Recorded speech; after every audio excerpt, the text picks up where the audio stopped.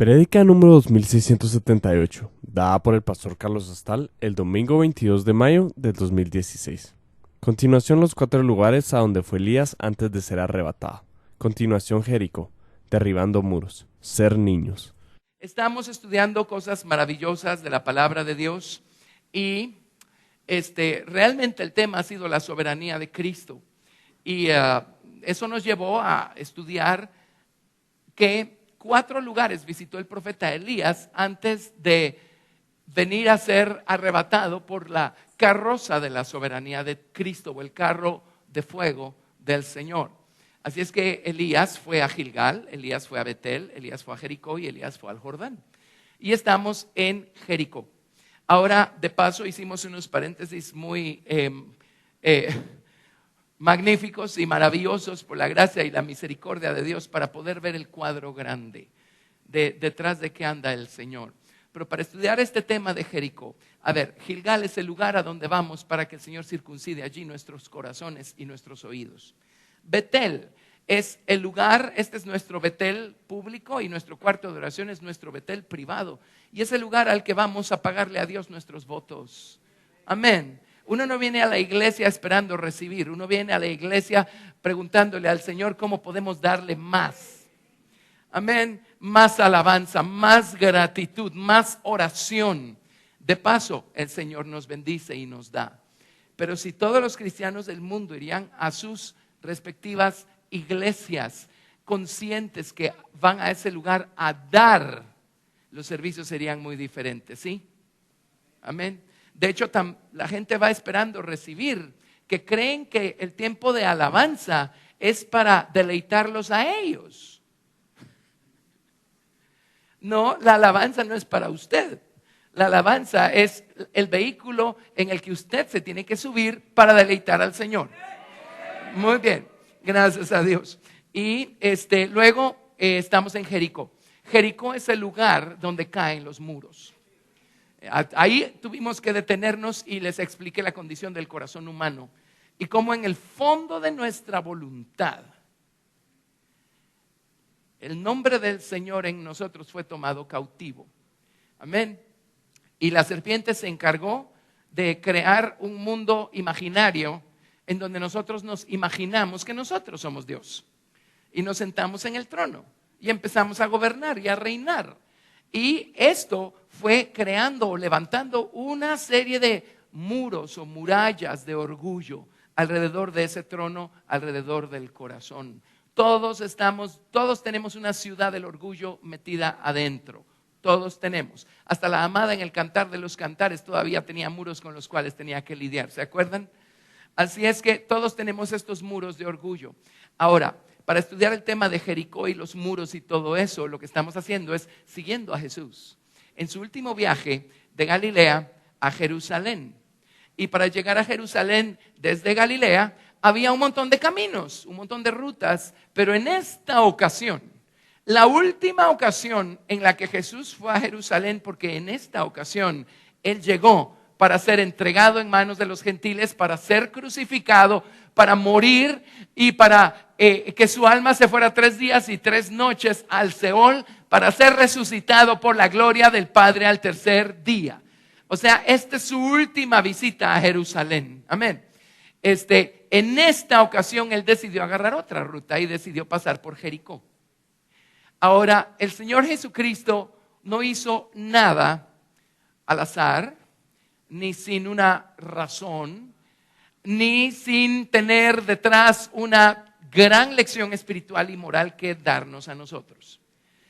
Sí es relevante que en esta ocasión se fue por Jericó y no se fue por otro lado como en las ocasiones anteriores. Amén.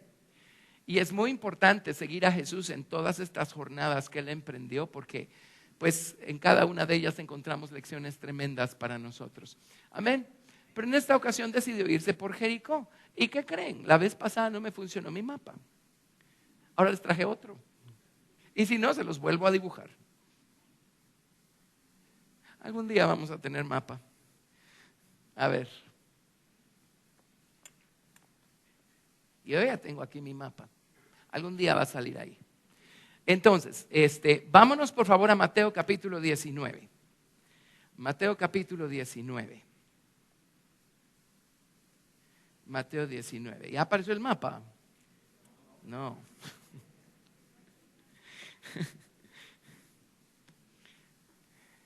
Esto está bien puesto. Mateo capítulo 19. Y aquí en Mateo 19 tenemos el relato, pues, de cuando Jesús dejó por última vez Galilea y se fue a Jerusalén por la vía de Jericó. ¿Por qué agarró por Jericó? Porque hay un montón de muros que necesitan ser derribados en nuestros corazones, murallas de orgullo. Amén. Y el Señor Jesús, hubo una serie de historias y de cosas que acontecieron en este camino hacia Jericó. Y en cada una de estas historias o relatos que tenemos aquí en la Biblia, vamos a descubrir detrás de qué muros anda Jesús en nuestra vida y en nuestro corazón. Camino a dónde va Jesús en nosotros, camino a ese trono para sacar de ahí al usurpador y liberar ese lado de su nombre en nosotros. Amén. Para que seamos capaces de bendecirlo en todo tiempo. ¿Sí? Bueno, ¿están conmigo? Muy bien. Gracias, Jesús. Gracias, Daniel. En lo que Daniel nos pone ahí nuestro mapa. Mateo 19, verso 1. Gracias. Ok, aquí está. Ahora sí podemos seguir a Jesús en su jornada. Él debe haber andado en algún lado por aquí arriba.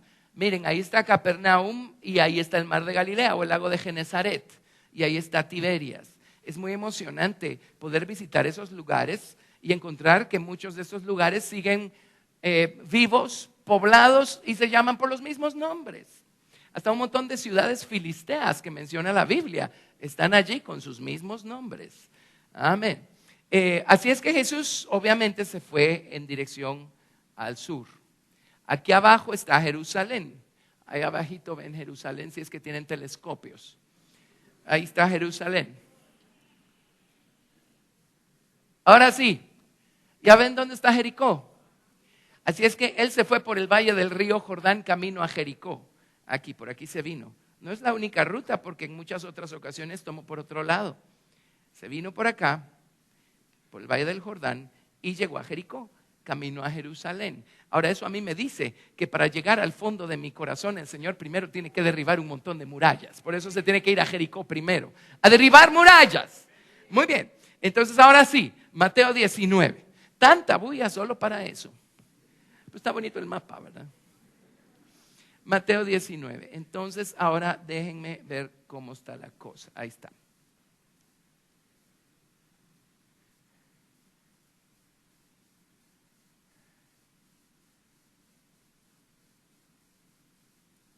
Hoy sí. Perfecto. Mateo 19, verso 1. Aconteció que cuando Jesús terminó estas palabras, se alejó de Galilea y fue a las regiones de Judea, al otro lado del Jordán, y le siguieron grandes multitudes y los sanó allí.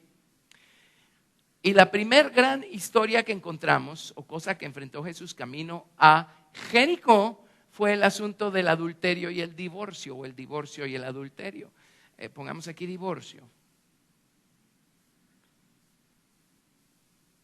Divorcio y adulterio. Ahí.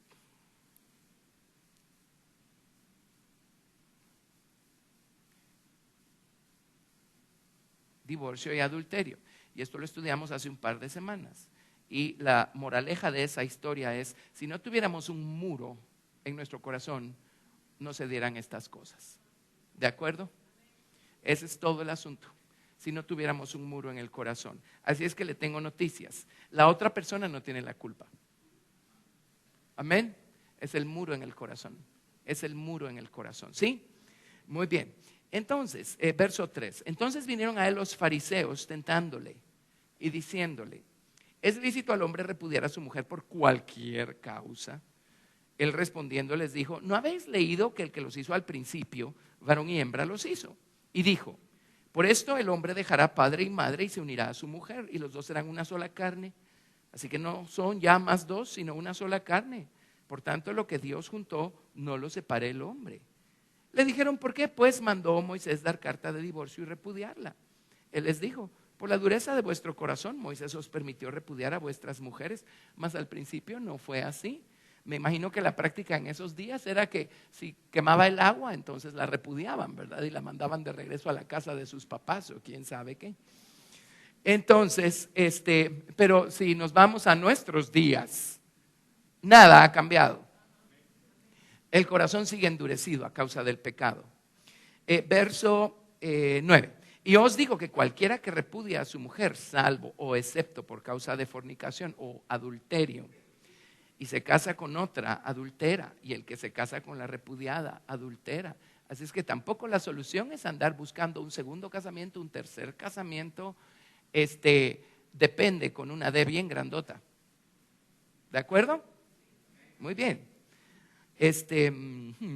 Verso 10. Le dijeron sus discípulos, si así es la condición del hombre con su mujer, no conviene casarse.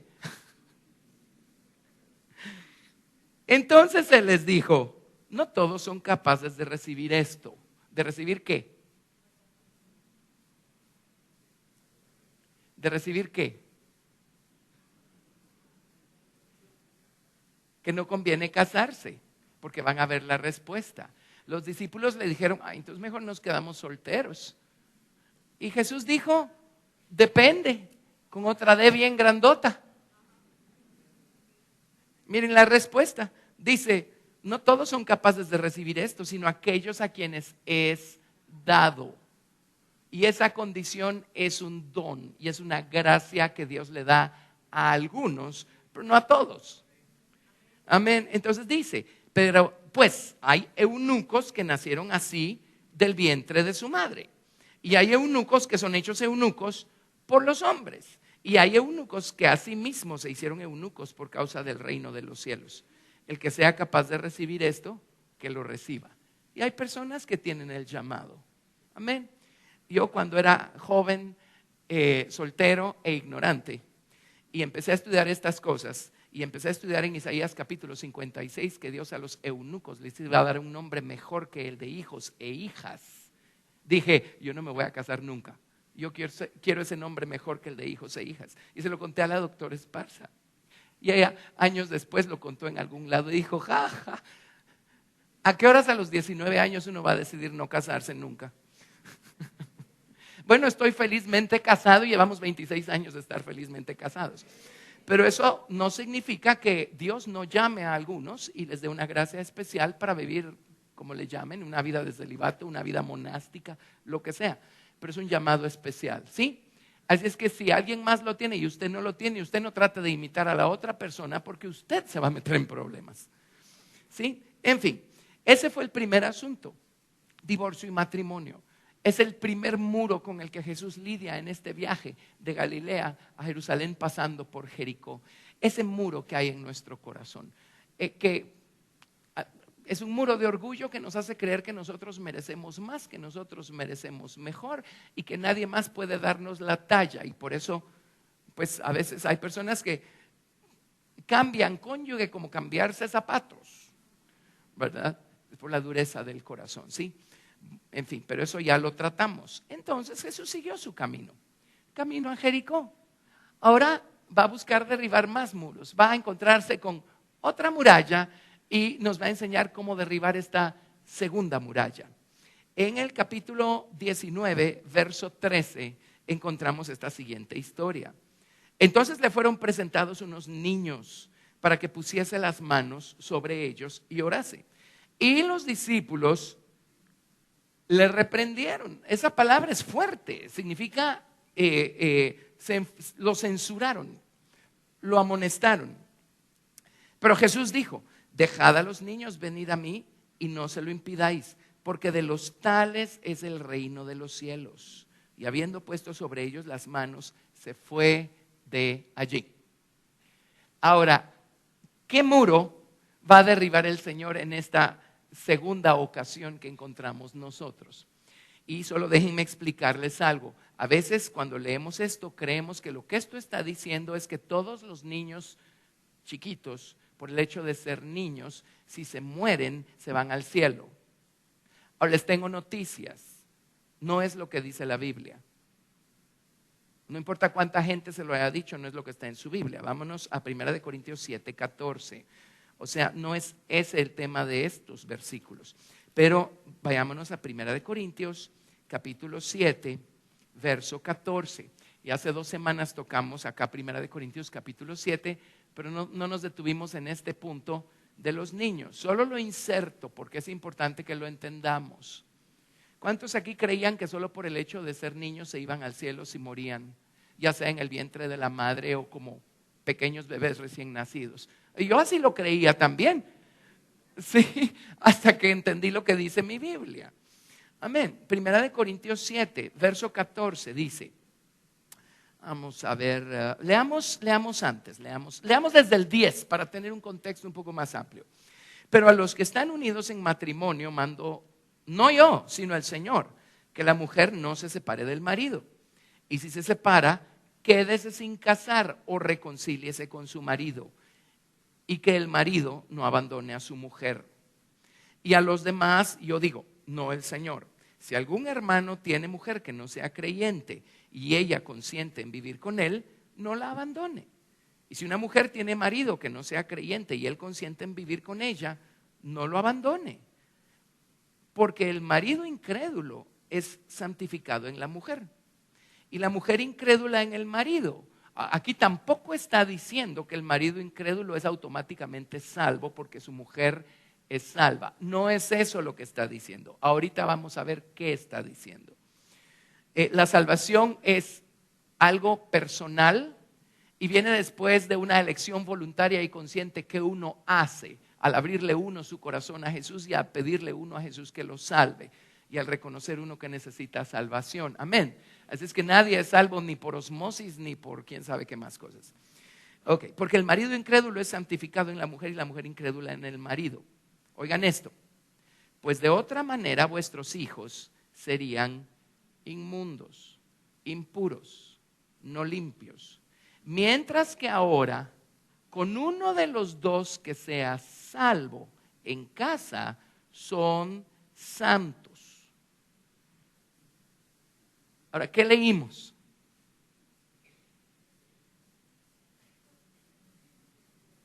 ¿Qué leímos? Leímos, si padre y madre ambos son creyentes, sus hijos son santificados, por supuesto hasta que llega el momento en el que ellos empiezan a convertirse en personitas responsables de sus propias elecciones. Amén. Por supuesto. ¿Sí? Muy bien. ¿De acuerdo? ¿Sí? Va. Escenario número 2. Solo el papá es salvo, pero la mamá no. Entonces, tienen un niño, tienen un bebito, pierden el bebé, lo pierden en el vientre, lo pierden recién nacido. ¿Qué pasa con el bebé? El niño es santificado porque su padre es salvo. Por supuesto, hasta que llega a la edad en la que él se vuelve responsable de sus elecciones. Escenario número 3, ahora la mamá es salva y el papá no. ¿Qué pasa con el niño si muere? Es salvo, es santificado con uno de los dos, padre o madre que sean salvos. Escenario número 4, ni el papá ni la mamá son salvos.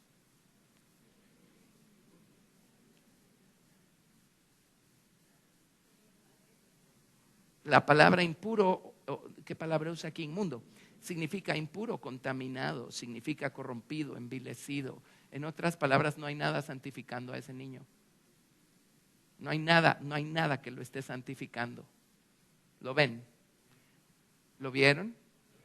O sea, no se trata de cómo le gustaría a usted que fueran las cosas. Se trata de qué dice la Biblia y cómo funcionan los principios espirituales. ¿Amén? ¿Estamos? ¿Podemos seguir? Muy bien, ahí tienen pues la explicación. Ahora vámonos a Mateo otra vez, 19, verso 13. Ya salimos de ese asunto, ahora enfoquémonos acá. Entonces le fueron presentados unos niños para que pusiese las manos sobre ellos y orase. Y los discípulos le reprendieron. Ahora, ¿qué muro encontramos nosotros acá? Estoy de regreso en Mateo 19. ¿Qué encontramos acá? Obviamente había un muro por allí. O sea, ¿por qué los discípulos brincaron? Esa fue su reacción automática cuando vieron que le traían a Jesús niños para que Jesús orara por ellos. ¿Por qué brincaron? Porque hay un muro por allí. En nuestra ciudad del orgullo hay un muro que menosprecia lo pequeño, menosprecia lo pequeño, menosprecia lo pequeño. Ahora espérense, porque dirán, ¿y eso qué tiene que ver conmigo? Todo, espérense que les diga qué es lo pequeño que nosotros solemos menospreciar todo el tiempo a causa de ese muro. Pero hoy vamos a orar y le vamos a pedir al Señor que derribe ese muro. ¿De acuerdo? Bueno, entonces empecemos definiendo las dos clases de niños que existen. De este lado voy a poner el niño que no queremos ser.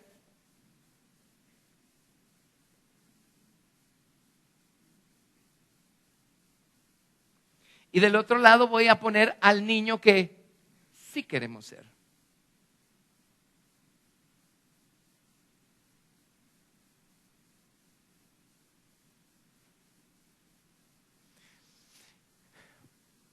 Hay dos clases de niños. Para esto podríamos tomar como base 2 Corintios capítulo 4, verso 16. 2 Corintios capítulo 4, verso 16. Ahora, por supuesto, en Jesús no había nada de ciudad de orgullo ni nada de eso. Él era limpio, puro, santo, sin mancha, apartado de pecado. Amén. Pero en sus discípulos estaba este muro. Llevaron a unos niños, inmediatamente saltó este muro de orgullo que menosprecia las cosas pequeñas. Y miren, a los niños uno los menosprecia porque los ve como no tan importantes, ¿verdad? A los niños en Cristo, cuando uno ya se cree grandote. Si Dios no ha lidiado con este muro, uno también los menosprecia, ¿o no? Ahora, ¿eso es orgullo o es espiritualidad? Bueno, su título real es fariseísmo. ¿Ok? Pero igualmente hay un montón de otras cosas pequeñas que menospreciamos. Y hay un montón de cosas pequeñas que Dios necesita formar aquí adentro. Y cuando el Señor nos empieza a meter a los procesos que tienen por objeto convertirnos a nosotros en pequeños, lo menospreciamos, lo resentimos, porque estamos tan acostumbrados a ser grandotes. Ahora déjenme decírselos de esta manera, con un ejemplo. Usted ha tenido la fortuna de que todo lo que emprende le sale bien. Hay personas que tienen esa gracia. Amén. Y al final, si tiene la capacidad y todo lo demás, le va a salir bien. Lo que pasa es que a veces nos enfocamos en los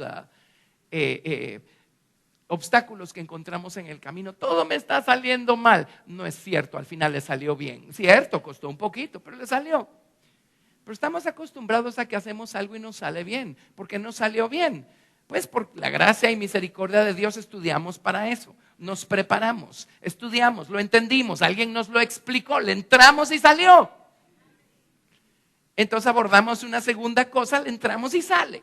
Y abordamos una tercera cosa y le entramos y sale. Y cierto, le damos gracias a Dios, le damos gloria al Señor, pero al final yo soy el que hace que las cosas salgan bien.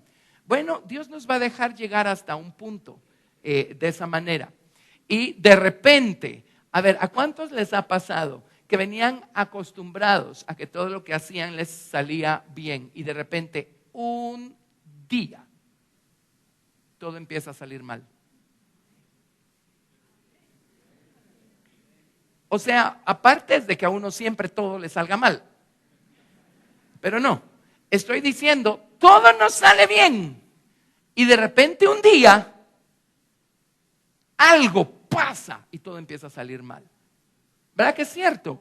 O sea, esto es real, pues. Vivimos con la cabeza en el cielo y con los pies sobre la tierra. Pero tenemos la palabra de Dios que es ambos eterna y tangible. Por eso nos sirve hoy y nos va a servir por toda la eternidad. Bueno, ¿qué creen que está pasando cuando de repente todo empieza a salir mal? Y llevamos años de hacerlo, pero si siempre ha salido. Y ahora seguimos los mismos procesos, los mismos procedimientos y no sale. ¿Qué creen que es? Y agotamos todos los recursos, todo lo que tenemos a la mano, todo. Hacemos todos nuestros chequeos, todo. No tiene por qué no salir. Y le entramos otra vez. Y ¡pum! Sale mal. ¿Saben por qué es? Porque el Señor nos lleva camino a Jericó y encontró un muro y ahora le toca a ese muro caerse. Amén. Es el muro que nos hace despreciar o menospreciar las cosas pequeñas.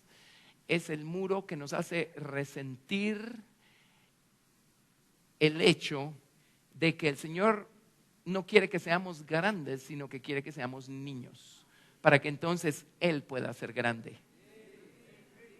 Amén. Bueno, oigan esto. Veamos la clase de niño que no queremos ser. Perdón, 2 Corintios 4:14. Aquí tenemos la base. 4:14.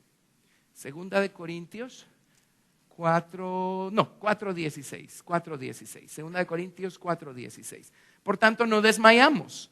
Antes, aunque nuestro hombre exterior se va desgastando, el interior, no obstante, se renueva de día en día. ¿Cuál es el principio? Es lo mismo que dijo Juan el Bautista. Es necesario que yo mengüe para que Él crezca. Cuando empezamos nuestra jornada en Cristo, usted y yo empezamos en 100. Cristo en nosotros empieza, pues si no somos salvos, 0. Si ya somos salvos, en 1. Usted empieza en 100. Porque usted todo lo sabe, usted todo lo puede. Usted empieza en 100. Cristo en usted, su hombre espiritual o su hombre interior, empieza en 1. Entonces, ¿cuál creen que es el proceso por el que el Señor nos va a llevar? ¿Qué necesita hacer? Para que vaya creciendo el hombre interior, necesita ir siendo desgastado el hombre exterior. Amén. Amén. Entonces, tenemos un hombre carnal, un hombre natural, que empieza como un adulto, o al menos eso cree ser, que necesita, menguar. Y tenemos un hombre espiritual que empieza niño y necesita crecer. Ubicados con eso, empecemos en 1 Corintios capítulo 3, del verso 1 al 4. En un lado de la balanza, el Señor nos dice que no seamos niños. Cuando nos dice que no seamos niños, lo que nos está diciendo es: ya tienen a Cristo adentro, pero Cristo en ustedes está demasiado pequeño. No han dejado que la verdad en ustedes crezca. No han dejado que Cristo en ustedes crezca y madure para convertirlos en personas sabias, entendidas, inteligentes y prudentes. Ustedes están demasiado grandotes y Cristo está demasiado pequeño. Entonces, ese es el niño que no queremos ser. Yo no quiero tener un hombre espiritual bebé y yo seguir siendo el fuerte. Yo quiero que Cristo crezca. Pero llega un momento del camino en el que si Cristo va a crecer, el Señor va a empezar a tratar conmigo y a mí me va a tener que enseñar a ser un niño, a convertirme en un niño. Él tiene que ser el maduro, yo tengo que ser un niño. Eso va a hacer que yo empiece a depender por completo del Señor Jesucristo y confíe con sencillez en el Señor Jesucristo y repose sabiendo que Él es el que tiene el control. Él es cabeza sobre todas las cosas. Él es el que hace las cosas. Todo lo que tengo que hacer es confiar en Él. Pero ¿por qué nos cuesta tanto confiar en Él? Porque Él todavía está algo pequeñón y nosotros todavía estamos muy grandotes. Y todavía padecemos de ese síndrome de déjenmelo a mí, yo puedo. Hasta que el Señor empieza a inmiscuirse en nuestros negocios y empieza a hacer que no podamos. Él no está buscando destruirnos, lo que está buscando es destruir esa imagen que nos hace creer que siguiendo a grandotes vamos a llegar a algún lado. No, vamos a llegar a algún lado si Él es grandote y nosotros somos pequeños. Amén. Miren, un niño se enferma. Digamos, estamos hablando de un niño chiquito. Se enferma. se empieza a preocupar y a afanar porque qué clase de medicina necesita tomar, y a qué doctor necesita ir, y a qué hospital tengo que irme, y tengo que ir al hospital o no tengo que ir al hospital, tengo que tomar esta medicina. No, el niño, él solo se ocupa de estar enfermo. ¿A quiénes les toca correr, resolver y hacer que pasen las cosas que sean necesarias para que el niño recupere su buena salud? A los padres. Entonces, un niño está completamente reposado y confiado en el hecho de que hay alguien velando por él. Los niños dependen por completo de sus padres. Otro de esos famosos paréntesis. No queremos estar en los zapatos de padres que han abandonado a sus hijos. Porque ni les voy a decir qué clase de cuentas van a tener que rendirle al Señor cuando estén delante del tribunal de Cristo. Amén. Van a ser doblemente responsables, no solo por ellos, sino por sus hijos. ¿Sí? No queremos estar en esa posición. Amén. Pero es porque así lo diseñó Dios. Pero un niño depende por completo de sus padres. Ahora, veamos cuán niños somos nosotros en el buen sentido, los niños que sí queremos ser. Estamos enfermos. Alguien dirá, yo no estoy enfermo. Mientras tenga una naturaleza carnal, usted está enfermo. De orgullo, de enojo, de impaciencia, ¿o no? De celos, ¿sí? De debilidades carnales. Cuando empezamos a ver nosotros nuestras enfermedades morales, las que tenemos en el corazón, las que tenemos en la mente, ¿cómo actuamos? Es un afán horrible por ver cómo nos componemos a nosotros mismos, porque creemos que nosotros somos los que tenemos el control. ¿Cierto o no? Si fuéramos niños en el sentido en el que sí queremos ser niños, ¿qué haríamos? Señor, veo esta enfermedad moral en mi alma, en mi corazón. Señor, tú encárgate. ¿Cierto o no? El hecho es que no podemos componernos, pero somos un mar de nervios tratando de hacer algo que no podemos, porque todavía no somos niños en el sentido en el que sí debemos aprender a ser niños. ¿Está claro? Pero esta lección, ¿por qué reprendieron a Jesús los discípulos? Porque este muro de orgullo nos hace repeler cualquier cosa que nos haga pensar que tenemos que perder nuestra independencia, que nos haga pensar que las cosas ya no dependen de nosotros cuando venimos tan acostumbrados a hacer que las cosas dependan de nosotros o a pensar que así es, y llegar al punto en donde nos rendimos y decimos, Señor, yo no puedo, solo tú, ayúdame. Ayúdame. ¿Saben por qué nos enfermamos? Porque peleamos batallas que no vamos a ganar. Peleamos batallas que no vamos a ganar. Creemos que tenemos todo en nuestras manos y todo bajo control, y no es cierto. Dios tiene todo bajo control. Pero mientras sigamos siendo nosotros los grandotes y Cristo en nosotros todavía esté en proceso de crecimiento, todavía vamos a creer que todo depende de nosotros y que nosotros tenemos que hacer que las cosas pasen y que nosotros podemos cambiar las cosas. Nos morimos en el intento. Pero cuando dejamos que Cristo crezca un poco más y nosotros menguemos un poco más y Él sea el grande, nosotros nos vamos a convertir en pequeños, nos vamos a convertir en niños. Entonces vamos a ir al Señor y así como un niño chiquito, o sea, se le rompió el juguete, Él solo llora porque se le rompió el juguete, pero Él no entra en pánico para ver cómo lo compone porque no sabe ni por dónde empezar. ¿Sí? Él llora, pero sabe que ahí va a estar el papá o la mamá y le van a poner la llantilla al carrito otra vez. O el transistor al aparato. Muy bien, ¿qué clase de niño no queremos ser? Primera de Corintios 3, del 1 al 4. De manera que yo, hermanos, no pude hablaros como a espirituales, sino como a carnales, como a niños en Cristo. Os di a beber leche y no vianda porque aún no erais capaces, ni sois capaces todavía, porque aún sois carnales. Pues habiendo entre vosotros celos, contiendas, disensiones, no sois carnales y andáis como hombres o como seres humanos mortales. Porque diciendo el uno, yo ciertamente soy de Pablo, y el otro, yo soy de Apolos, ¿no sois carnales? Divisiones, contiendas. Y en la iglesia de Corinto habían pleitos y divisiones y contiendas. Y viene Pablo y les dice, miren, me encantaría poder decirles lo contrario, pero la realidad es que ustedes todavía son niños en Cristo. La evidencia es, miren cómo se pelean. Entonces, en este sentido, un niño es alguien en quien Jesús está demasiado pequeño todavía y dice, están actuando como hombres, están actuando en su humanidad, en su mortalidad carnal. Todavía está saliendo su yo en este cuadro. No es Jesús el que está razonando y reaccionando en este cuadro, es su ego, su yo, su orgullo.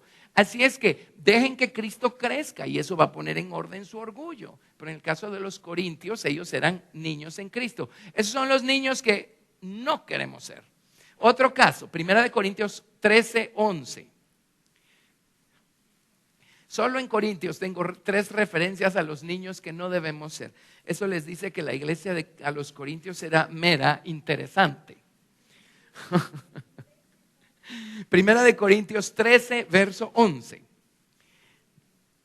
Y viene Pablo y acaba de estar disertando en cuanto a los dones y la administración de los dones del Espíritu en medio de la congregación y en medio de un servicio.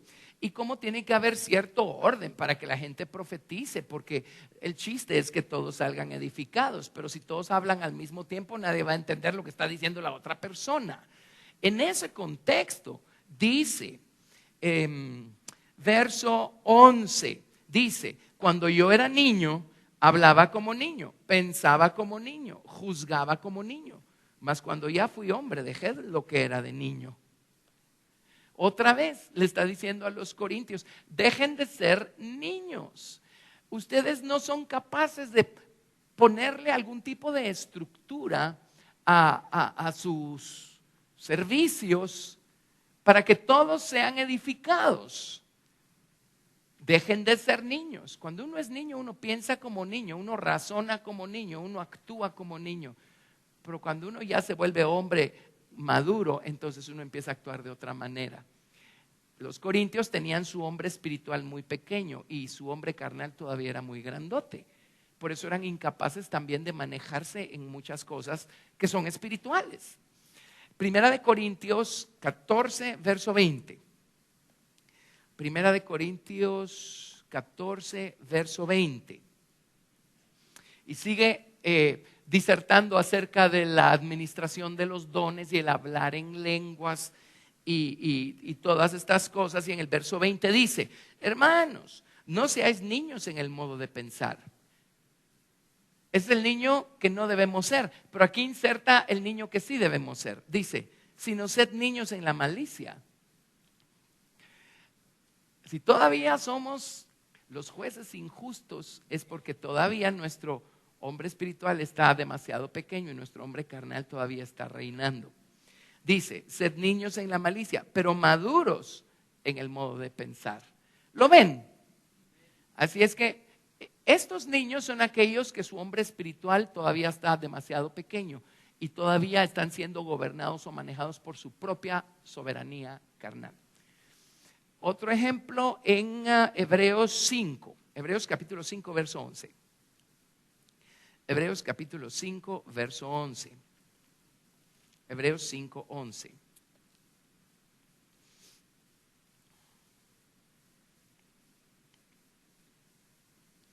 Y en el contexto está hablando de cosas maravillosas y cómo Jesús fue perfeccionado en su obediencia activa del lado del dolor y cómo fue él, por medio de la resurrección, declarado por Dios sumo sacerdote según el orden de Melquisedec. Entonces en el verso 11 dice, acerca de esto tenemos mucho que decir.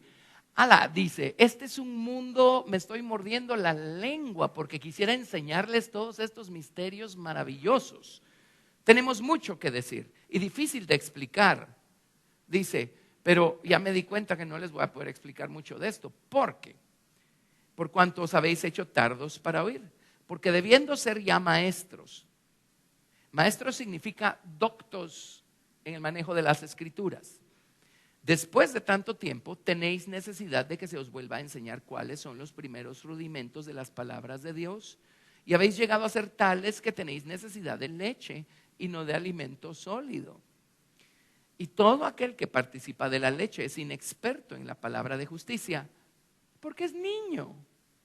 Ahora también van a ver que hay una leche que debemos dejar atrás cuando crecemos y hay otra leche que debemos procurar todo el tiempo en el proceso de crecimiento. Es otra balanza. Nos vamos a topar con ella dentro de no mucho. Pero todo aquel que participa de la leche es inexperto o sin experiencia en la palabra de justicia porque es niño. Pero el alimento sólido es para los que han alcanzado madurez, para los que por el uso tienen los sentidos ejercitados. En otras palabras, los que alcanzan madurez son los que hacen algo con lo que oyen y esto les da la experiencia y la experiencia los instruye. Los que por el uso tienen los sentidos ejercitados en el discernimiento del bien y del mal. Por tanto, dejando ya los rudimentos de la doctrina de Cristo, vamos adelante a la perfección.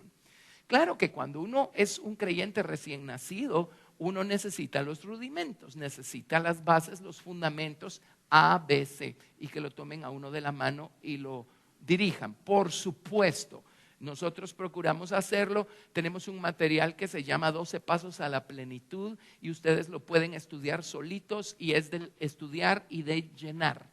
Amén.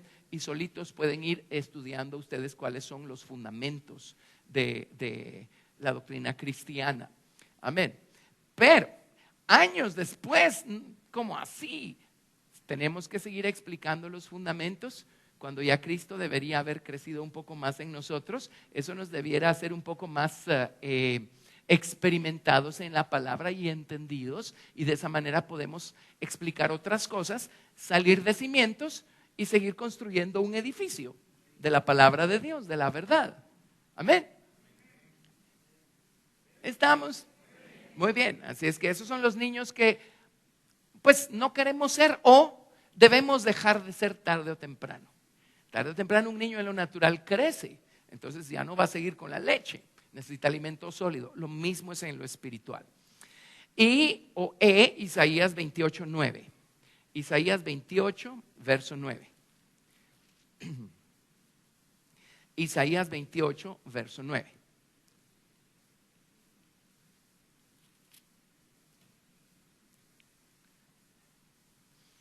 En esta versión Reina Valera hay una pregunta y luego aparece una segunda pregunta y una tercera pregunta. Realmente la segunda y la tercera son la respuesta a la pregunta. En otras versiones no aparece con signos de interrogación.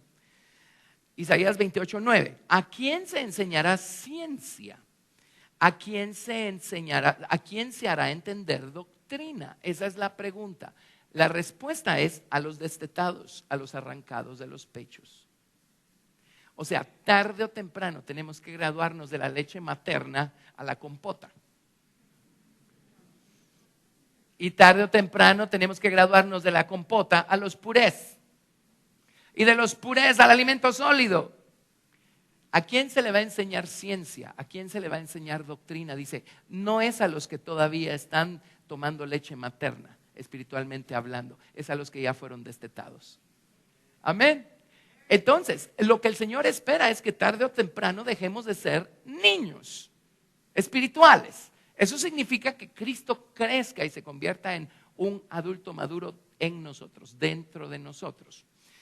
Ahora, volviendo a la historia de Jesús con sus discípulos cuando le llevaron a los niños, no es esa clase de niños a los que se refiere la historia. No es esa clase de niños los que están conectados con el muro. Les voy a decir a qué clase de niños le tenemos nosotros aversión. No a los niños, sino al proceso que nos va a convertir en niños. Estudiemos ahora el niño que sí queremos ser, y aquí vamos a entender esto. El niño que sí queremos ser. Les voy a dar puros versículos. Quiero dárselos todos, así es que se los voy a leer y vamos a batir la leche de la palabra y vamos a sacar mantequilla, ¿les parece? Primera de Pedro 2, del 1 al 2. Primera de Pedro 2, del 1 al 2.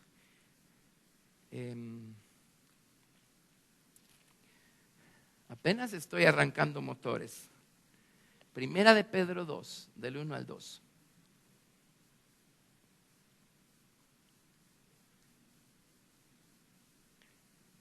Esta es la clase de niños que sí debemos ser y la clase de leche que sí debemos beber. Es una balanza, lo mismo lo de la leche. La leche que debemos dejar atrás y la leche que debemos procurar. No es una contradicción, es una balanza. Primera de Pedro 2, versos 1 y 2. Desechando o haciendo a un lado, pues, toda malicia, todo engaño, hipocresía, envidias y todas las detracciones o difamaciones.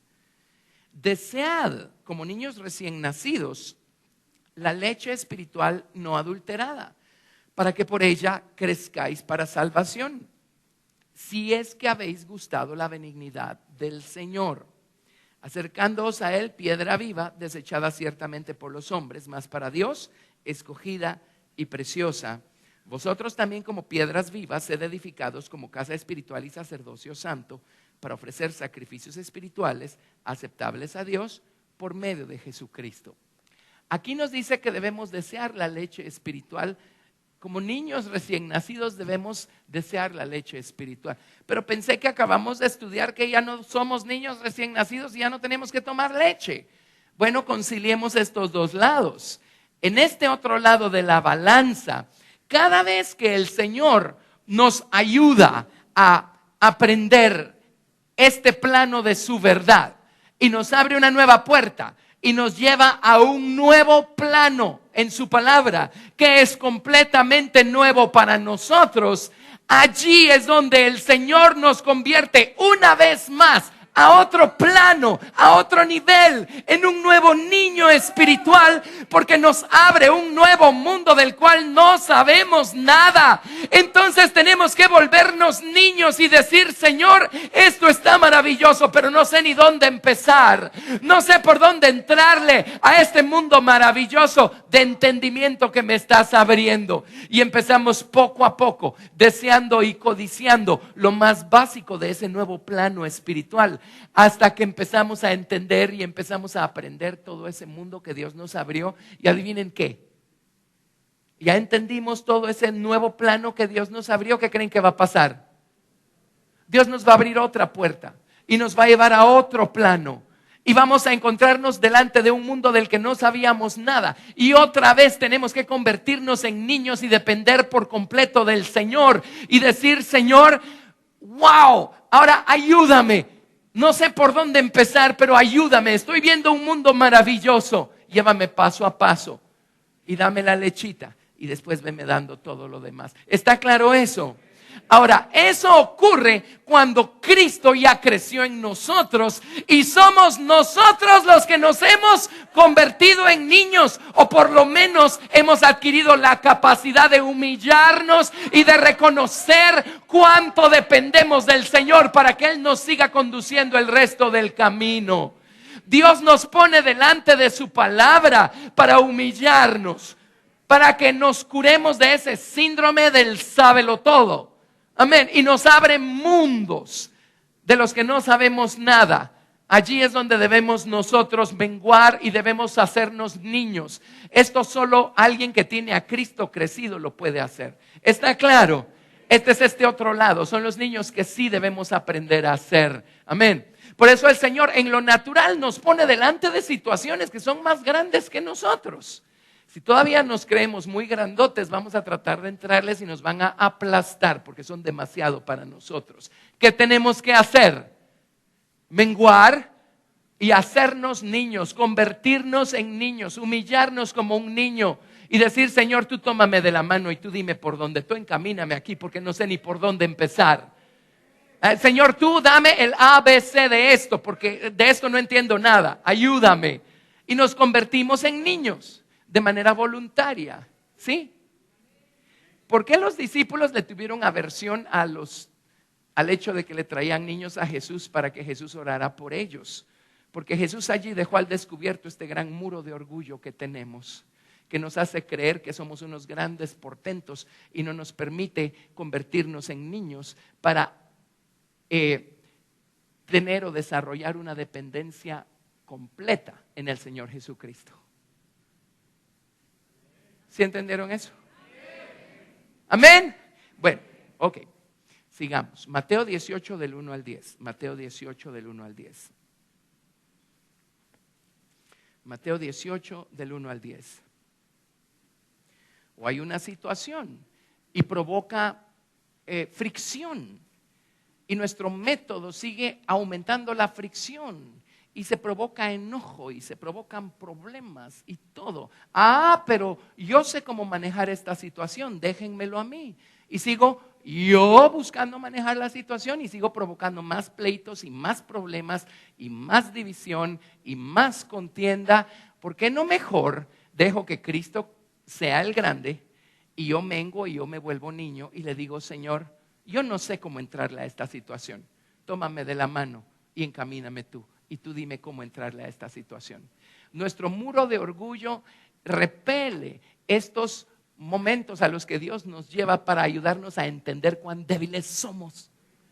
Porque nos creemos fuertes. Odiamos llegar a un punto en nuestra vida en donde las cosas se nos salen del control. Porque este muro de orgullo nos hace creer que todo lo tenemos bajo control. ¿Qué está haciendo Jesús enfrentándonos con este muro de orgullo? Amén, para derribarlo y para que aprendamos a ser niños y aprendamos a dejarnos conducir por el Señor. ¿Sí? Muy bien, Mateo 18 del 1 al 10. En aquel tiempo los discípulos vinieron a Jesús diciendo, ¿quién es el mayor en el reino de los cielos? Y llamando Jesús a un niño, lo puso en medio de ellos y dijo, de cierto os digo que si no os volvéis, eso es convertirse en, si no os hacéis como niños, no entraréis en el reino de los cielos. No está hablando de la salvación, está hablando de la nueva Jerusalén. Así que cualquiera que se humille. 3 cosas. Número 1, convertirnos. 1 es volvernos. Número 2 es hacernos. Y número 3 es humillarnos. ¿A quién le toca volverse, hacerse y humillarse? A uno. Eso solo se puede cuando Jesús ya creció en uno. Amén. Pero dice, si no os volvéis y os hacéis como niños, no entraréis en el reino de los cielos. Así que cualquiera que se humille como este niño, este es mayor en el reino de los cielos. O sea, ¿el niño es el mayor en el reino de los cielos? Sí, porque si su hombre viejo, si su hombre carnal llegó a volverse pequeño, eso significa que su hombre espiritual llegó a volverse grande. Por eso el hombre natural se pudo hacer pequeño. Verso 5, y cualquiera que reciba en mi nombre a un niño como este, a mí me recibe. Bueno, etcétera. Bueno, sí es importante, pero saben que no me voy a detener a explicar los principios acá porque sé a dónde quiero llegar. Solo leamos en el verso 10, dice, mirad que no menospreciéis a uno de estos pequeños, porque os digo que sus ángeles en los cielos ven siempre los rostros de mi Padre que está en los cielos. Los niños para Dios son importantes, son preciosos, amén, tanto en lo natural como en lo espiritual. Y la gente más preciosa que Dios tiene es la gente que ha dejado que Cristo crezca para que ellos mengüen y ellos se han convertido en niños. Uno crece para volverse pequeño, uno crece para volverse niño, uno crece para volverse completamente dependiente del Señor Jesucristo. ¿Sí? Nuestros muros de orgullo detestan esto porque nuestro orgullo es el que nos hace creer yo puedo. Ahora, vámonos a Deuteronomio 1:39 y solo déjenme recordarles algo muy interesante. ¿O saben qué? Saltémonos, mejor vámonos a Números 13, hagamos Números 13, ahí tenemos esto. Números 13. Números capítulo 13. Y el pueblo de Israel se encuentra acampado en el desierto de Cades y Moisés llamó a 12 príncipes de las 12 tribus y les dijo, vayan y reconozcan la tierra. Traigan noticias de cómo es la tierra a la que vamos para tomar posesión de ella. Y mandaron a los 12 espías. Amén. A los 40 días regresaron con las noticias. Ok. Números 13, verso 26. Y anduvieron y vinieron a Moisés y a Aarón y a toda la congregación de los hijos de Israel en el desierto de Parán, en Cades, y dieron la información a ellos y a toda la congregación y les mostraron el fruto de la tierra. Y les contaron diciendo: nosotros llegamos a la tierra a la cual nos enviaste, la que ciertamente fluye leche y miel, y este es el fruto de ella. Mas el pueblo que habita aquella tierra es fuerte, y las ciudades muy grandes y fortificadas. También vimos allí a los hijos de Anac, a los gigantes. Amalec habita el Negev, y el Eteo, el Jebuseo y el Amorreo habitan en el monte, y el Cananeo habita junto al mar y a la ribera del Jordán. Entonces Caleb hizo callar al pueblo delante de Moisés y dijo: subamos luego y tomemos posesión de ella, porque más podremos nosotros que ellos. ¿Por qué dijo Caleb eso? Porque Caleb supo ser un niño y a él todo lo que le importaba es que Dios dijo que él les iba a dar esa tierra por herencia. ¿Qué importa si hay gigantes, si hay ciudades amuralladas, si hay problemas? Dios dijo que les iba a dar esa tierra por herencia. Y si usted le dijo a un niño que usted le iba a dar un chocolate, el niño no le importa si el chocolate está escaso y si usted va a tener que caminar 40 kilómetros para ir a conseguir el chocolate y le salió muy caro el chocolate y se le derritió en el camino de regreso a casa el chocolate. Él quiere su chocolate, usted se lo prometió, él sabe que lo va a recibir tarde o temprano, porque usted es un papá y una mamá de palabra. Sino para que abrió la boca y le ofreció el chocolate. ¿Cierto? Amén. Bueno, Caleb, ahí tienen ustedes a un niño que sí queremos ser. Dios lo dijo, ¿cuál es el problema? Hay obstáculos en el camino, ¿y qué? Dios dijo que íbamos a llegar a la meta. Amén. Es todo lo que necesitamos. Ahora, el resto de la gente, ellos eran muy grandotes y lo tenían todo bajo control. Y en el verso 31, los varones que subieron con él dijeron: no podremos subir contra aquel pueblo, porque nuestro razonamiento intelectual y la inteligencia que nosotros hemos desarrollado a lo largo del camino nos dice que un gigante es más fuerte que un chaparro, y nosotros somos chaparritos a la par de esos gigantes. Y nuestra inteligencia nos dice que si hay muros alrededor de esas ciudades, eso significa que ellos tienen peroles de aceite hirviendo que probablemente van a tirar por el muro. Deben tener armas, deben tener, ¿cómo se llamaban aquellas cosas que tiraban piedras? Catapultas, todo eso existía en esos tiempos. Esa gente era más inteligente de lo que uno se imagina. Amén. Entonces, nuestro razonamiento intelectual nos dice que es imposible. Así es que demos la media vuelta y regresémonos a Egipto. Y así tratamos nosotros las promesas de Dios. ¿O no? ¿Verdad que sí? Por eso es necesario que nos volvamos y nos hagamos como niños y nos humillemos como niños. Un niño dice: Dios lo dijo, es todo lo que necesito. Dios lo dijo, es todo lo que necesito. Amén. Pero ¿por qué los puso Dios delante de algo imposible? Ciudades amuralladas, gente de guerra, gigantes, para que ellos pudieran ver el muro de orgullo que tenían alrededor de sus propios corazones y lidiar con ese muro de orgullo y decir: mi orgullo me dice que no se puede, pero Dios dice que sí se puede. Bueno, ¿a quién vamos a derribar? ¿A Dios con su palabra o los muros de orgullo? Amén. Así es que, bueno, cuando dieron el mal informe, ya saben, toda la congregación gritó, se quejó, y en el capítulo 14, verso 6, Josué, hijo de Nun, y Caleb, hijo de Jefone, que eran de los que habían reconocido la tierra, rompieron sus vestidos y hablaron a toda la congregación de los hijos de Israel diciendo: la tierra por donde pasamos para reconocerla es tierra en gran manera buena. Si Jehová se agradare de nosotros, Él nos llevará a esta tierra y nos la entregará, tierra que fluye leche y miel. Por tanto, no seáis rebeldes contra Jehová, ni temáis al pueblo de esta tierra, porque nosotros los comeremos como pan. Su amparo se ha apartado de ellos y con nosotros está Jehová. No los temáis. Amén. Bueno, vamos a ver. Entonces toda la multitud habló de apedrearlos, pero la gloria de Jehová se mostró en el tabernáculo de reunión a todos los hijos de Israel. Y Jehová dijo a Moisés: ¿hasta cuándo me ha de irritar este pueblo? ¿Hasta cuándo no me creerán con todas las señales que he hecho en medio de ellos? Ahora saltémonos al verso 30. Al verso 30. Y dice: Le dijo Dios a toda esa gente: vosotros a la verdad no entraréis en la tierra por la cual alcé mi mano y juré que os haría habitar en ella, exceptuando a Caleb, hijo de Jefone, y a Josué, hijo de Nun. Pero a vuestros niños,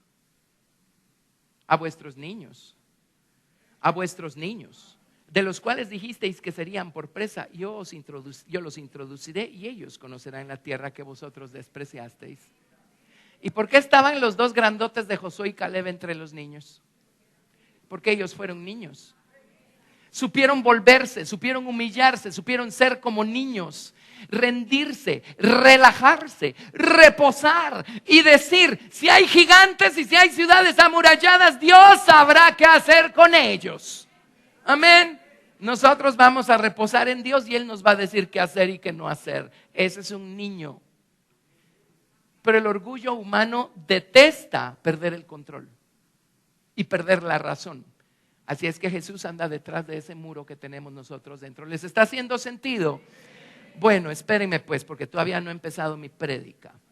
Ahorita empiezo mi prédica. Mateo 11:20. Mateo, hoy sí. Mateo 11:20. Mateo 11:20. Mateo 11:20. Salud. Mateo 11:20. ¿Lo tenemos? Entonces comenzó a reconvenir a las ciudades en las cuales había hecho muchos de sus milagros, porque no se habían arrepentido, diciendo: ay de ti, Corazín, ay de ti, Betsaida, porque si en Tiro y en Sidón se hubieran hecho los milagros que han sido hechos en vosotras, tiempo ha que se hubieran arrepentido en silicio y en ceniza. Por tanto os digo que en el día del juicio será más tolerable el castigo para Tiro y para Sidón que para vosotras. Y tú, Capernaum, que eres levantada hasta el cielo, hasta el Hades serás abatida, porque si en Sodoma se hubieran hecho los milagros que han sido hechos en ti, habría permanecido hasta el día de hoy. Y ahí es donde Jesús pasó la mayor parte de su tiempo. Por tanto os digo que en el día de juicio será más tolerable el castigo para la tierra de Sodoma, porque no tuvieron a Jesús predicándoles, ¿sí?, que para ti. En aquel tiempo, respondiendo, Jesús dijo: te alabo, Padre, Señor del cielo y de la tierra, porque escondiste estas cosas de los sabios y de los entendidos y las revelaste a los niños. ¿Por qué los niños son los más grandes en el reino de los cielos? Porque una vez se convirtieron, se hicieron y se humillaron como niños, Dios les abrió un mundo y Dios tiene revelación que está destinada exclusivamente para los niños. Amén. Los niños que sí queremos ser. ¿Está claro? Esto es de aquí, de este lado. Los niños que sí queremos ser. ¿Sí? Muy bien, ya se empezaron a emocionar. Ahora, Mateo 21:12. Mateo 21:12. Mateo 21:12. Y esto es en esta misma historia, porque de Jericó se fue a Jerusalén y lo primero que hizo fue ir a limpiar el templo. Y entró Jesús en el templo de Dios y echó fuera a todos los que vendían y compraban en el templo. Y volcó todas las mesas de los cambistas y las sillas de los que vendían palomas. Y les dijo: escrito está, mi casa, casa de oración será llamada.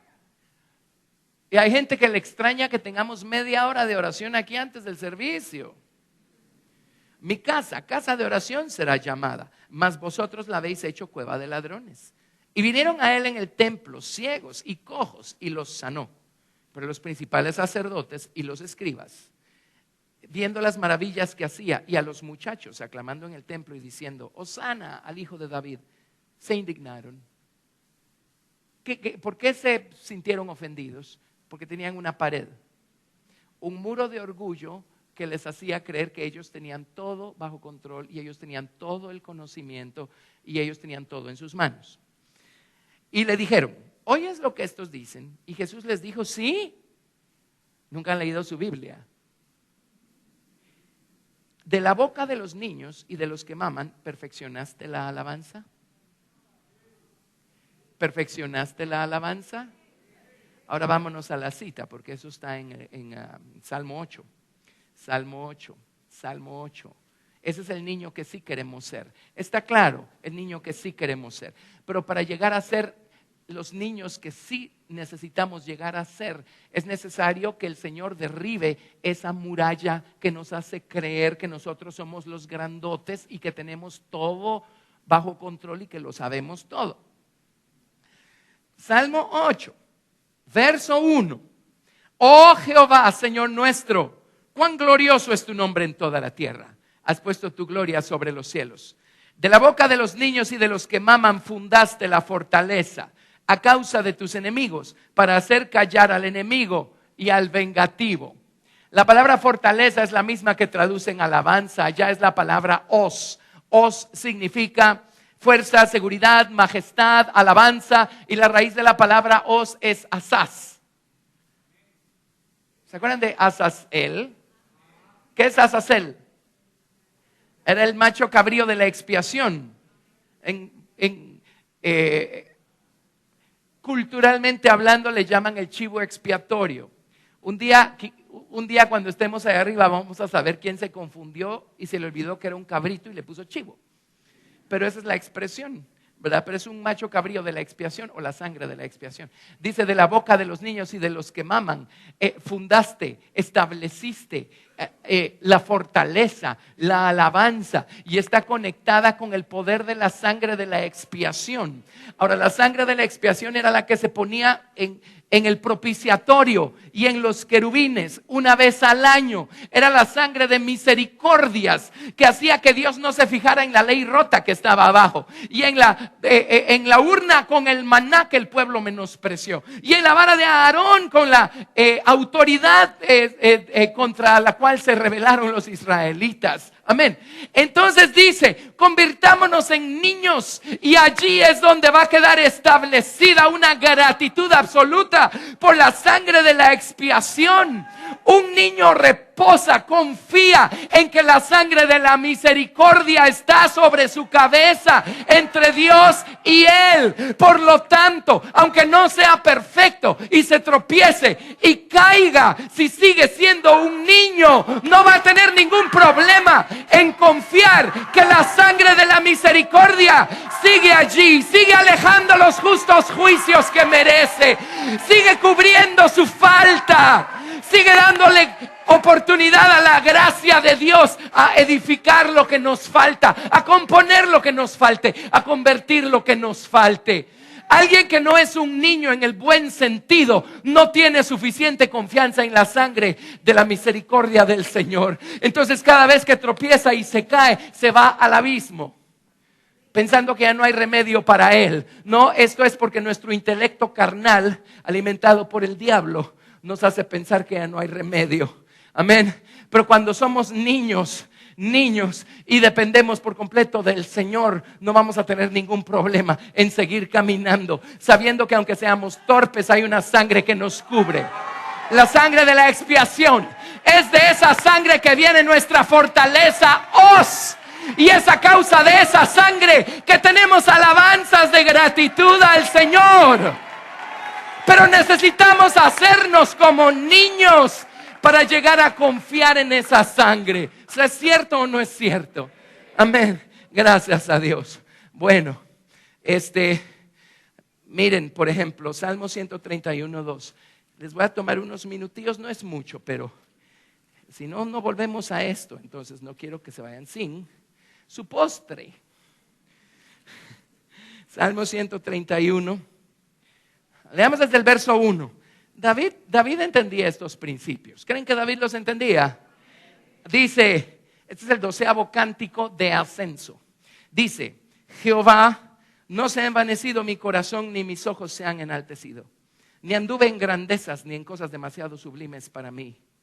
En verdad me he comportado y he acallado mi alma.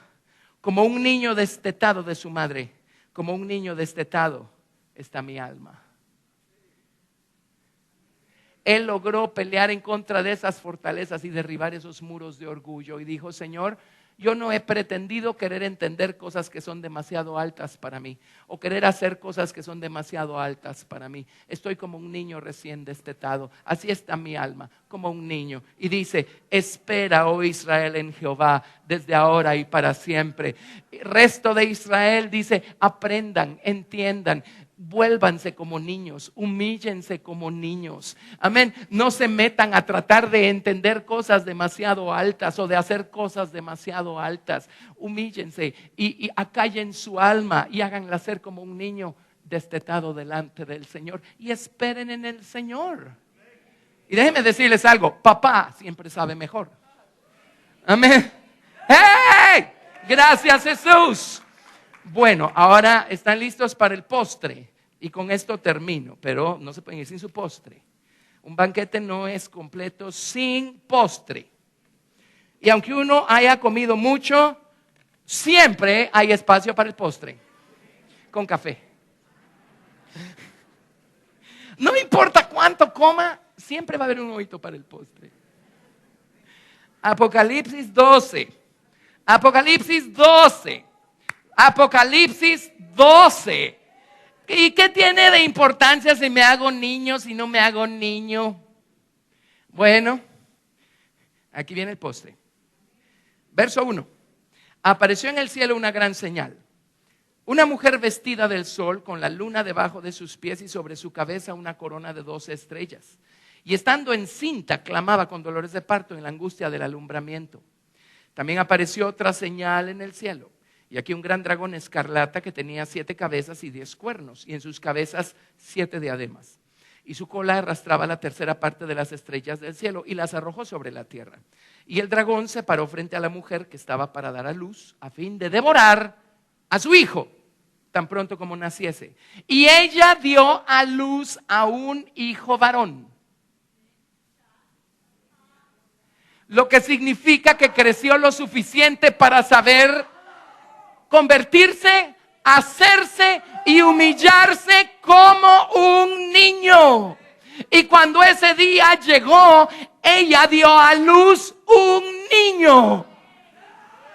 Amén. Ok, dio a luz un hijo varón. ¿Qué va a hacer este hijo varón o este niño? ¿Por qué Dios está en el negocio de ayudarnos a convertirnos en niños? Porque está tan interesado en que derribemos estos muros de orgullo que nos hace creer que nosotros somos los listos y los grandotes y los todo lo puedo y todo lo sé. ¿Por qué está Dios tan interesado en que botemos estos muros? Porque Dios quiere que nos convirtamos en niños. Estamos en el lado correcto de ser niños, no se les olvide. Dios quiere que nos convirtamos en niños, porque Dios tiene un plan para los niños. Ahora aquí la iglesia madura está gimiendo con dolores de parto y dio a luz un niño. Y nosotros primero tenemos que crecer para convertirnos en niños o para dar a luz un niño. Amén. En otras palabras, alguien que es completamente confiado, completamente dependiente del Señor. Con ellos Dios puede hacer cosas maravillosas. Porque si todavía somos grandotes, entonces nosotros mismos vamos a ser un estorbo para Dios. Y yo no quiero ser un estorbo para Dios. Por eso necesito convertirme en niño, para que sea Él el que maneje, gobierne, guíe, dirija. Ella dio a luz un hijo varón. ¿Qué va a hacer el hijo varón? Dice, regirá con vara de hierro a todas las naciones. Y su hijo fue arrebatado para Dios y para su trono. ¿Saben por qué? Porque un niño pesa menos que un grandote. Su orgullo no se va a ir en el rapto, ni el mío tampoco. Por eso el Señor está derribando estos muros de orgullo. Amén. Entonces, ¿qué va a hacer este niño? Va a regir con vara de hierro todas las naciones. Y uno tiene la idea de que va a tener un palo pesado y a los que se porten mal les va a dar un palazo. No, Señor, la palabra regir, ¿saben qué significa? Pastorear. Él va a pastorear. Los niños van a pastorear. Los niños van a pastorear. ¿Por qué? Porque ellos aprendieron a convertirse en niños y finalmente eso los hizo dejarse pastorear por el Señor Jesucristo. Amén. Los niños son los que van a pastorear. Dice, y pastorearán con vara de hierro a todas las naciones. ¿Qué es esta vara de hierro? Pues la vara es una vara, puede ser de madera, puede ser de lo que sea. Representa que esa es la persona que tiene la autoridad y el gobierno para hacer alguna cosa determinada. Pero es de hierro. Ahora, déjenme explicarles esto. La Biblia se explica con la Biblia. Y solo hay una ocasión en el Antiguo Testamento en donde aparece el mismo hierro que mencionan acá. El mismo hierro que mencionan acá. Vámonos por favor a Segunda de Reyes, capítulo 6, verso 5. Segunda de Reyes 6, 5. Amén. Ya voy terminando, no se me desesperen. Segunda de Reyes 6, 5. Segunda de Reyes 6, 5.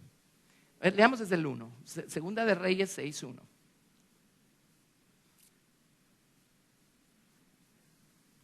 ¿Lo tienen? Segunda de Reyes 6, 1. La palabra hierro significa algo cortante o algo fuerte. Y en Segunda de Reyes 6, 5 aparece esa mismísima palabra, es la palabra hebrea Barcel. Barcel. Los hijos de los profetas dijeron a Eliseo: he aquí el lugar en que moramos contigo nos es estrecho. Vamos ahora al Jordán y tomemos de allí cada uno una viga y hagamos allí lugar en que habitemos. Señor, hay demasiados profetas, por lo tanto hay demasiada profecía, hay un montón de profecía. Ya la casa en la que vivimos nos queda corta. Hay demasiada palabra, hay demasiada verdad, hay demasiada profecía. Necesitamos construir una casa más grande para la profecía o para la palabra. Entonces van a construirle una casa a la palabra, ¿sí? Él dijo, vamos ahora al Jordán y tomemos de allí cada uno una viga y hagamos allí lugar en que habitemos. Y él dijo, andad. Y dijo uno, te rogamos que vengas con tus siervos. Y él respondió, yo iré. Se fue pues con ellos y cuando llegaron al Jordán cortaron la madera. Y aconteció que mientras uno derribaba un árbol se le cayó el hacha. Adivinen qué palabra es esa. Es la misma palabra para hierro de Apocalipsis 12. Regirá con vara de hierro las naciones. En este caso es un hacha. Y resulta que se le zafó el hacha al cabo y se le fue al río. Entonces Eliseo hizo un milagro. Agarró el cabo, tocó las aguas del río e hizo flotar el hierro y lo encajó de regreso en el cabo y le devolvió su hacha al profeta y le dijo al profeta, sigue edificándole una casa a la palabra. Entonces, ¿cómo va a pastorear un niño, el hijo varón, cómo va a pastorear a las naciones? Amén. Eso va a ser en el milenio. ¿Cómo va a pastorear a las naciones? Las va a pastorear con el hacha de la palabra, porque es de hierro, porque la palabra de Dios no es algo que podamos deformar, cambiar, modificar, añadir o quitar. Es lo que es. Amén. ¿Y con qué propósito va a pastorear a las naciones? Para poder edificar en ellos una casa para toda la palabra que tendrán que aprender en el futuro que no quisieron aprender ahora. ¿Está claro? Va, entonces solo uno último. Isaías 11, verso 1. Isaías 11, verso 1. Lo que estoy tratando de decirles es que nos conviene volvernos, hacernos y humillarnos como niños. Porque son los niños los que van a regir con vara de hierro las naciones, los que van a pastorear con el hierro de la palabra de Dios a las naciones gentiles, a los goim. Ahora, las naciones gentiles, Dios las ha personificado de muchas maneras en su palabra. Por ejemplo, un día Pedro subió al terrado a la orilla del Mediterráneo. Subió al terrado de la casa de, ¿cómo se llamaba el curtidor? Y ella estaba en el terrado y estaba orando. Y de repente tuvo un éxtasis y bajó un lienzo. Y había un montón de animales inmundos en el lienzo. Y pasó 3 veces. Y Dios le dijo, mata y come. Ay, Señor, yo soy un buen judío, yo no me voy a comer eso. Le dijo, lo que Dios ha santificado, tú no lo llames inmundo. Y al rato le fueron a tocar la puerta para que le fuera a predicar a una familia de gente no judía, de gentiles, romanos. Amén. Quiere decir que esos animales se refieren a la naturaleza humana. Y le dijo, oye Pedro, yo también estoy en el negocio de santificar a todos esos animalitos que la gente tiene adentro. Dios personifica actitudes nuestras con animales. No seáis como el burro, dice. ¿O no? o como el caballo. ¿Verdad que sí? Entonces miren, ¿qué va a pasar en el milenio? Isaías 11:1. Bueno, brinquémonos algunas cosas porque ni modo, ya tienen hambre. Isaías 11:5. No, mejor sí 11:1, mejor sí les doy el postre entero. Saldrá una vara del tronco de Isaí, un vástago retoñará de sus raíces. Y reposará sobre él el espíritu de Jehová, espíritu de sabiduría y de inteligencia, espíritu de consejo y de poder, espíritu de conocimiento y de temor de Jehová. Y le hará entender diligente en el temor de Jehová. Están hablando de Jesús, ¿verdad? No juzgará según la vista de sus ojos, ni arguirá por lo que oigan sus oídos, sino que juzgará con justicia a los pobres y arguirá con equidad por los mansos de la tierra. Herirá la tierra con la vara de su boca y con el espíritu de sus labios matará al impío. Y será la justicia cinto de sus lomos y la fidelidad ceñidor de su cintura. Y él va a venir a gobernar sobre todas las naciones de la tierra. Este es el reino visible que sí va a venir visiblemente, ¿se acuerdan?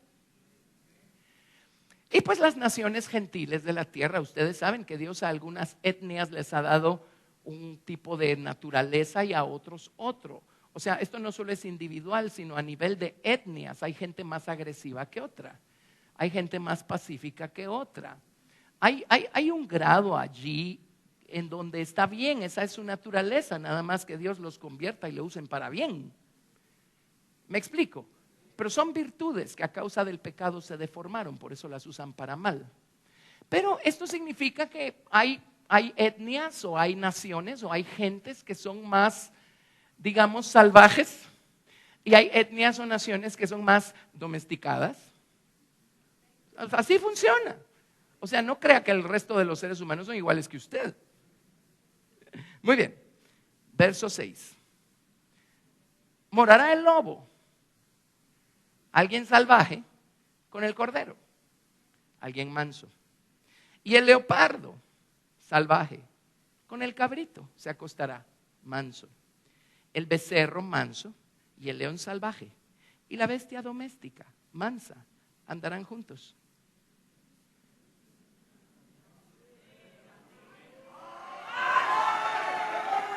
Y un niño los pastoreará. Ese puede ser usted, ese puedo ser yo, si dejamos que Cristo sea lo suficientemente grande en nosotros para que nosotros podamos volvernos, hacernos y humillarnos como niños. Si nos humillamos como niños, habremos dado a luz un niño, un hijo varón. Y lo que Dios tiene planeado para sus niños es que son los niños los que van a gobernar sobre todas las naciones de la tierra en su momento, en el milenio.